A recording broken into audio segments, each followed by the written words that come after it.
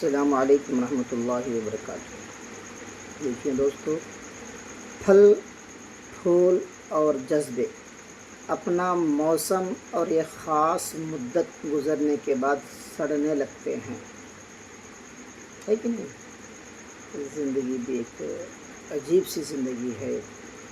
اسی لیے میرے دوستو، ہم لوگ باہر جو ہے نا اور کام کاج کرتے ہیں، کچھ جتنے جو حضرات ہیں اپنے کاروبار ہے، تجارت ہے، جو بھی کام کر رہے ہیں، باہر کا جو غم ہوتا ہے نا تو باہر ہی چھوڑ دیں۔ کیا ہے؟ باہر ہی چھوڑ دیں، اور جب گھر میں جائیں گے نا تو گھر میں جانے کے بعد خوشی اپنے چہرے پر رنگین کی طرح لانا چاہیے۔ اللہ کے نبی صلی اللہ علیہ وسلم نے پوری زندگی میں ایک مرتبہ کیا ہے اپنے گھر میں کیا ہوا معلوم ہے؟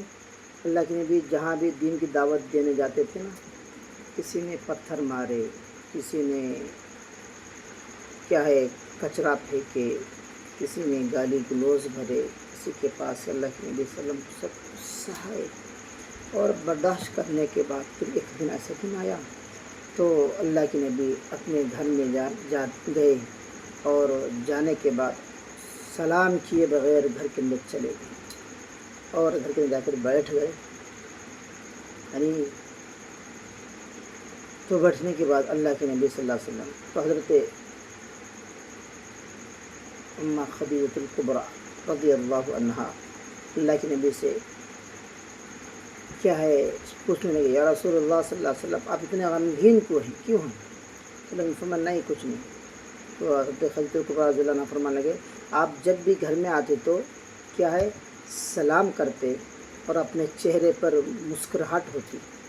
اس مسکراہٹ کو دیکھ کر میں نے گھر کے اندر جو تھکاون ہوتی تھی نا، سارے تھکاون کو بھول جایا کرتی تھی، لیکن آپ نے سلام نہیں کیے، آپ سمجھے کہ آپ غمگین ہیں۔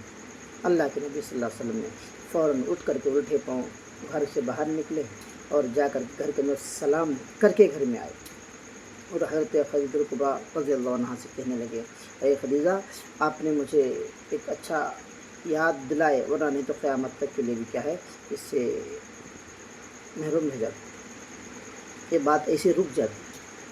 تو اللہ کے نبی فرمانے لگے، جب بھی اپنا غم، اپنی پریشانی جو بھی ہے گھر کے باہر ہی ختم کر دیں، گھر کے اندر جب جاتے ہیں تو اپنے گھر میں سلام کریں اور اپنے چہرے پر مسکراہٹ رکھیں، تبھی تو گھر کے اندر برکتوں کا نزول ہوگا۔ اور یہ جو ہے نا اللہ کے نبی صلی اللہ علیہ وسلم کی حدیث مبارکہ بھی ہے، اور گھر میں سلام کرنا اور چہرے پر مسکراہٹ سے گھر کے اندر داخل ہونا، یہ بھی کیا ہے حدیث مبارکہ سنت ہے۔